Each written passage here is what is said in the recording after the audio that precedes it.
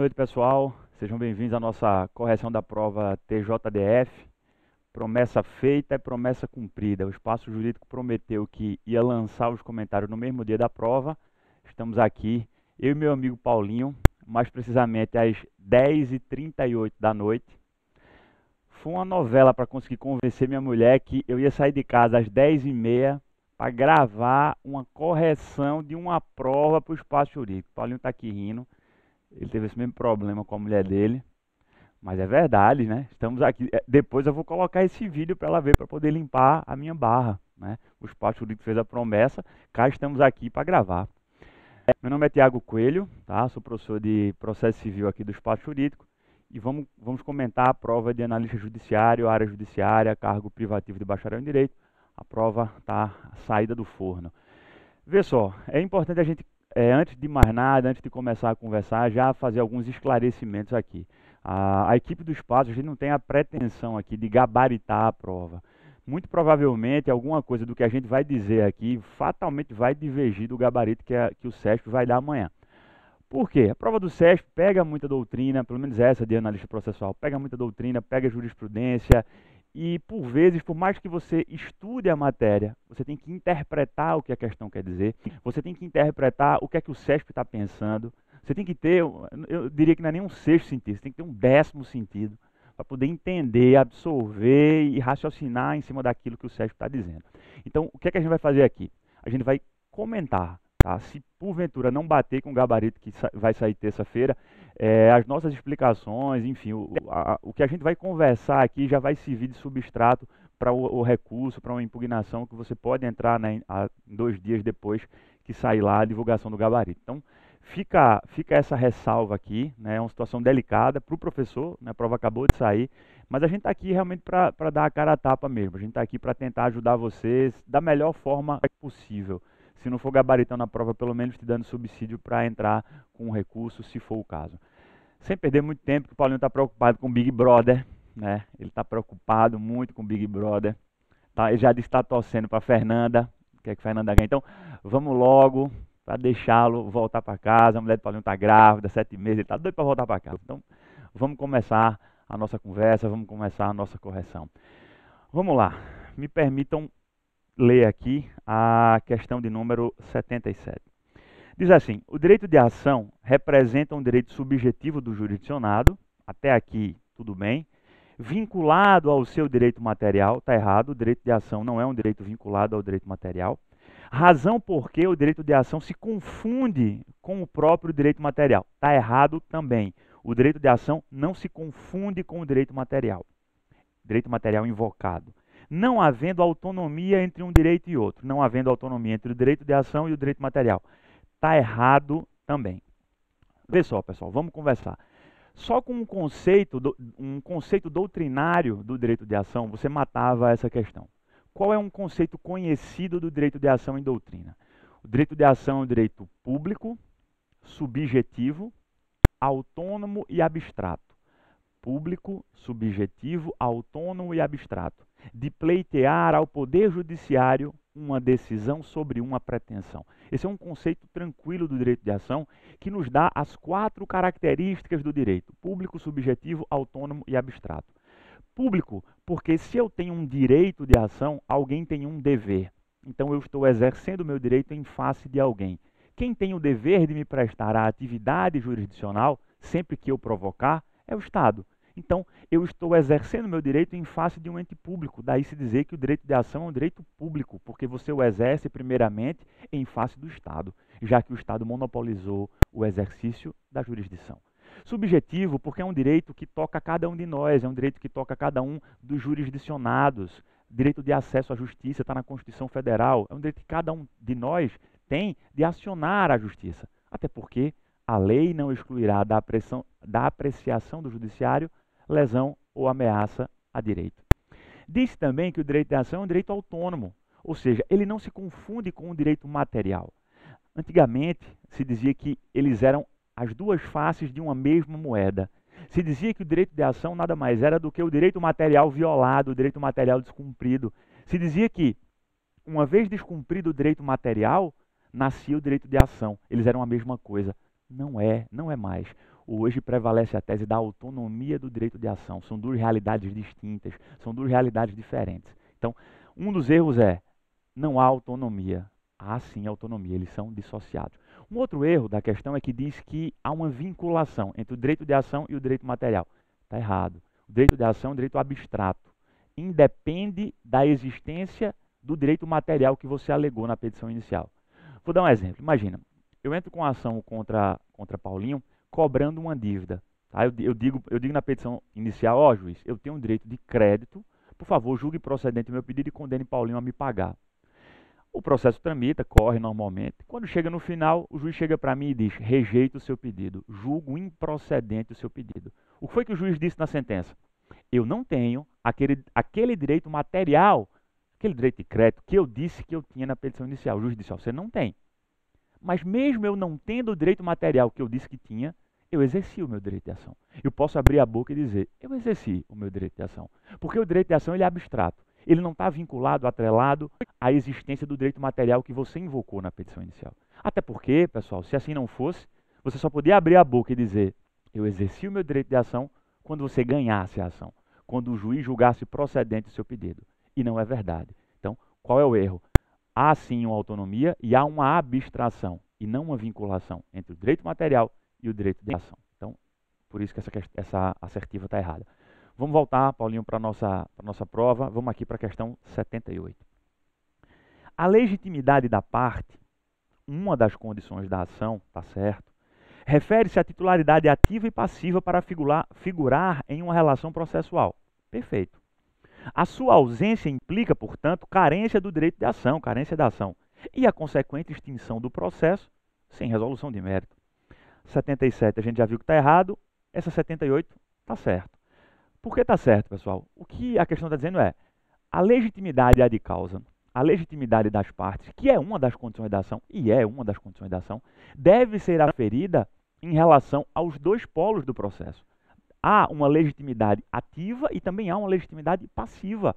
Só haverá legitimidade ad causa, terceira das condições da ação, quando o autor e o réu forem legitimados para figurar nos respectivos polos do processo. O que a questão está dizendo é, quando você for aferir a legitimidade, você não vai olhar só para o autor ou só para o réu. É legitimidade das partes, é legitimidade ad causa. Se estiver ausente a legitimidade das partes, se estiver faltante essa condição da ação, qual é a consequência? Carência da ação, extinção do processo sem resolução de mérito. Artigo 267, inciso 6º do Código de Processo Civil. Beleza, sem maiores dificuldades. Vamos para a nossa questão 79 agora. A 79 ela já começa a complicar um pouco, porque é aquele tipo de questão que você tem que ter um décimo sentido para entender qual é a essência da questão. O que é que o CESP quis? Eu vou partir do pressuposto que o CESP ele não quis complicar, ele quis ser simplista, vamos dizer assim. Mas eu vou explicar para vocês o que eu estou querendo dizer. Vamos lá.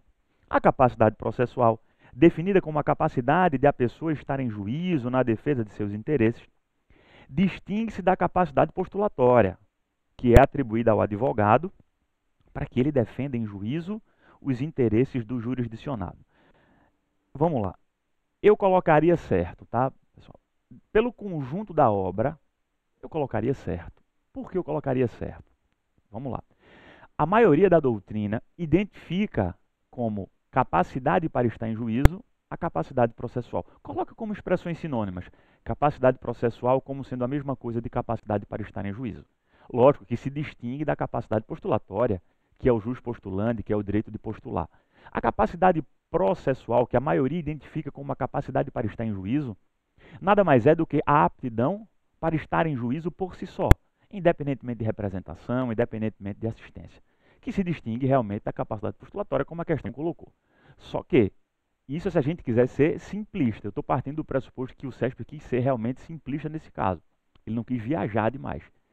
Mas você tem panos para manga e você tem argumentos para defender uma tese contrária. Eu marcaria certo, mas você tem panos para manga, argumentos jurídicos para defender uma tese contrária. E aí já vou discorrendo aqui, porque se você quiser, você pode usar como fundamento do seu recurso.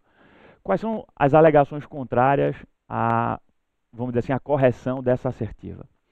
Primeiro que nem todo doutrinador equipara a capacidade processual à capacidade para estar em juízo. Se você ler Vicente Greco Filho, ele vai tratar a capacidade processual como sendo um gênero, do qual você tem capacidade de ser parte, capacidade para estar em juízo e a capacidade postulatória. Então nem todo mundo equipara capacidade processual à capacidade para estar em juízo. A maioria diz capacidade para estar em juízo é aptidão para estar em juízo por si só, independentemente de representação, independentemente de assistência. Esse detalhe não está na questão. E tem um detalhe a mais. Não é só o advogado que tem capacidade postulatória. Os membros do Ministério Público, no exercício das suas funções, eles também têm capacidade postulatória. Qualquer pessoa, né, maior de 18 anos que possa ir ao juizado, um juizado especial cível, até 20 salários mínimos pode ir desacompanhada de advogado. Até 20 salários mínimos e desde que em primeira instância, sem precisar recorrer. Se precisar recorrer, tem que ter advogado. Mas no juizado, até mesmo aquelas pessoas que não são advogadas têm capacidade postulatória, dentro dessas condições, até 20 salários mínimos e em primeira instância. Então, eu marcaria certo pelo conjunto da obra, mas reconheço que há uma tese passível, possível de ser defendida em sentido contrário. Essa é a prova do CESP. Tá? Essa é a prova do CESP. Você tem que interpretar, raciocinar, até adivinhar qual é a intenção do legislador, não, da pessoa que examinou, da pessoa que fez a prova. Isso, por vezes, no transcurso de uma prova, isso não é uma tarefa das mais fáceis, né? Durante a tensão e o estresse de uma prova, vá lá, isso não é uma das tarefas mais agradáveis. Vamos voltar para a nossa ficha. A questão 80 diz que o serventuário da justiça é considerado impedido de exercer sua função em processo no qual ele seja parte. Está certo. Ainda que a parte contrária não alegue tal impedimento. O serventuário da justiça, por exemplo, um escrivão, é considerado impedido de exercer sua função naquele processo qual ele é parte. Imagina, o escrivão ele é parte do processo. Ele é o autor. Mesmo que a parte contrária não alegue tal impedimento. Eu marcaria isso aqui certo. Por que eu marcaria certo? Porque, vê, ele está falando em impedimento. Impedimento é um vício muito mais grave, é uma presunção absoluta de parcialidade do serventuário da justiça. Serventuário da justiça, você tem que entender isso como uma expressão ampla, dentro do qual você pode colocar aí, por exemplo, um contador, um depositário, um escrivão, um oficial de justiça. Todos estão dentro do gênero serventuários da justiça. E o artigo 138 do CPC, ele diz, ó, aos serventuários da justiça, ao perito, ao membro do Ministério Público, também se aplicam os motivos de impedimento e suspeição do juiz. Lógico, existem algumas diferenças de quando você vai arguir o impedimento e a suspeição de um juiz, de quando você vai arguir o impedimento e a suspeição de um auxiliar da justiça, de um perito, de um membro do Ministério Público. Existem sim distinções. Está lá no artigo 138 e nos parágrafos do artigo 138. Existem distinções. Só que, na minha opinião, o fato de a parte contrária, o réu, por exemplo, não ter alegado que o autor do processo é o escrivão, ou seja, é o chefe de secretaria que está atuando naquele processo, o fato de o réu ter silenciado não preclui, não afasta esse vício, não afasta esse impedimento. O escrivão não vai deixar de ser impedido porque a outra parte não falou. E na minha opinião, no meu modo de ver, o juiz ele tem a obrigação de ir percebendo que o seu chefe de secretaria é autor ou é réu naquele processo, ainda que a outra parte não tenha falado, o juiz ele tem a obrigação de afastar aquele serventuário da sua atuação naquele processo. Uma outra pessoa vai atuar como escrivão ali, e não aquele ali. Porque ele é parte do processo. Ah, professor, mas a outra parte não falou. Mas é impedimento, pessoal. É uma presunção absoluta de parcialidade. Sinceramente, ele não deixa de ser impedido só porque a outra parte não falou. Tudo bem, pode ser que o CESP deu o gabarito terça-feira dizendo que está errado. É o que eu estou falando, CESP é CESP, a gente tem que viajar para poder entender. Mas fica aqui a dica, fica aqui as considerações. Impedimento, para mim, não vai precluir pelo fato de a outra parte ter silenciado. Suspeição, sim. Suspeição, se você não alegar no prazo, acabou. Você aceitou aquele juiz suspeito, você aceitou o serventuário de justiça suspeito. Mas impedimento é muito grave. É um elo muito forte que une aquele serventuário ao processo. Ou seja, ele é parte do processo. Então, para mim, realmente, não, esse vício não convalesce. Ele não deixa de ser impedido só porque a outra parte não alegou. Essa é a minha opinião. Está no artigo 138 do CPC, né? O artigo 138 ele disciplina a arguição de impedimento e suspeição dos serventuários da justiça. Vamos seguir, Paulinho, vamos seguir adiante. Acerca da resposta do réu, julgue os itens que se seguem. Compete ao réu alegar em contestação toda a matéria de defesa. Tá certo? O princípio da concentração das defesas, o princípio da eventualidade. Devendo ater-se a questões preliminares antes de adentrar ao mérito. Tá certo? Primeiro o réu tem que arguir as preliminares do 301 para só posteriormente adentrar no mérito. Caso deixe de alegar a falta de um pressuposto processual provocado pelo autor, poderá arguir tal vício, que também poderá ser declarado de ofício pelo juízo a qualquer tempo. Eu marcaria essa questão 81 como certo. Até aqui não tem dúvida que está certo. Vamos partir depois dessa divisão aqui. Caso deixe de alegar a falta de pressuposto processual provocado pelo autor. Pressuposto processual provocado pelo autor. Pressupostos processuais e condições da ação, em princípio, matéria de ordem pública, podendo ser alegada a qualquer momento e reconhecida de ofício pelo juiz também a qualquer tempo, também a qualquer momento. Então não é porque o réu não arguiu na contestação que ele não pode arguir depois, que o juiz não pode conhecer de ofício depois. Onde é que está isso? Artigo 267, parágrafo 3º, artigo 301, parágrafo 4º. Pressupostos processuais é matéria que o juiz pode conhecer de ofício. O parágrafo 3º do artigo 267 diz isso. Pressupostos processuais, perempção, litispendência e coisa julgada, condições da ação, são matérias que o juiz pode conhecer de ofício, ainda que o réu não as alegue na contestação. E detalhe, o Código diz isso, parágrafo 3º do 267. Ainda que o réu não alegue na contestação, que ele tem a obrigação de fazer, ele pode alegar depois. Agora, o Código diz, ele responderá pelas custas do retardamento. Beleza. Se houve custas decorrentes da não alegação do réu dessa matéria, o réu responderá pelas custas, o que não o impede de alegar depois. O Código não diz que ele não pode alegar depois. O Código diz em ele alegando depois, ele responde pelas custas do retardamento se houver, se custas houver. O juiz pode conhecer de ofício da matéria prevista no artigo 267, 4, 5 e 6. 4 é pressupostos processuais. O parágrafo 4º do artigo 301 é muito claro, ele diz lá, com exceção do compromisso arbitral, o juiz poderá conhecer de ofício da matéria elencada nesse artigo. Que artigo? 301, preliminares da contestação. Dentre as preliminares, pressupostos processuais. Ausência de pressupostos processuais. Então, na minha opinião, está correta essa assertiva. O réu pode falar depois, o juiz também pode falar depois. Pode arguir depois, pode reconhecer depois de ofício. Vamos lá, Paulinho, vamos voltar. As votações, Paulinho, nessa hora já estão encerradas do BBB. Pare de ficar procurando aí a Globo.com para você votar. Não dá mais tempo.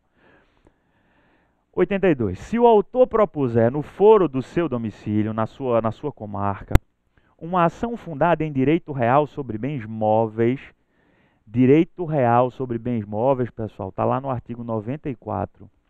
É regra geral a competência do foro do domicílio do réu. E se esse domicílio não for o mesmo do réu, então, nesse caso, o réu poderá arguir a incompetência territorial, na incompetência relativa do juízo, através de uma exceção de incompetência, desde que o faça no prazo de contestação. Perfeito. Argue-se, pessoal, por meio de exceção à incompetência relativa do juízo, no prazo de contestação. Nesse caso, o autor propôs a ação no domicílio dele, e não no domicílio do réu, que era diferente do dele. Há uma incompetência relativa do juízo, passível de ser arguída através de exceção de incompetência relativa, no prazo de contestação, no prazo de resposta. Vejam depois o artigo 94, que é o artigo que fala da regra geral, a ação deverá ser proposta no foro do domicílio do réu, artigo 94 do CPC. Paulinho, finalizamos aqui. Tem mais, né? No que se refere a provas e recursos, julgue os itens subsequentes. O juiz não receberá o recurso de apelação quando a sentença estiver em conformidade com súmulas do STJ ou do STF.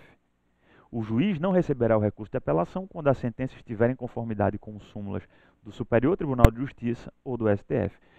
Paulinho, isso aqui é um erro de digitação, que danada é isso? Primeva, acho que deve ter havido um erro de digitação aí. Vamos abstrair isso aqui, pessoal, e vamos julgar o item abstraindo esse troço aí. Essa questão está correta. Onde é que você encontra a resposta a essa questão? Onde é que você encontra o gabarito para isso aí? Dá uma olhada no artigo 518, parágrafo 1º. Tá? Esse parágrafo primeiro ele foi trazido por uma daquelas leis que entrou em vigor em 2006. Mais precisamente, a Lei 11.276/06/2006.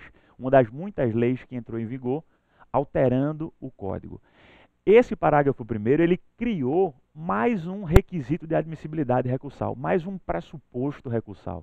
É mais uma coisa que o juiz tem que olhar quando for fazer o juízo de admissibilidade do recurso de apelação. De modo que, se a sua sentença estiver em conformidade com o súmula do STJ ou o súmula do STF, ele não irá receber o recurso de apelação. Ele negará seguimento. Ele fará um juízo de admissibilidade negativo e não remeterá o recurso de apelação para o tribunal julgar. É mais uma coisa que os advogados têm de demonstrar para o juiz se quiserem que o seu recurso tenha seguimento, se quiserem que o seu recurso de apelação tenha um juízo de admissibilidade positivo. Voltemos para a nossa prova. A parte que, no prazo legal, apresentar recurso autônomo, poderá também interpor recurso adesivo. Não. A parte que apresentar recurso autônomo, ela já exerceu o seu direito recursal, preclusão consumativa. Ela não mais poderá interpor recurso adesivo.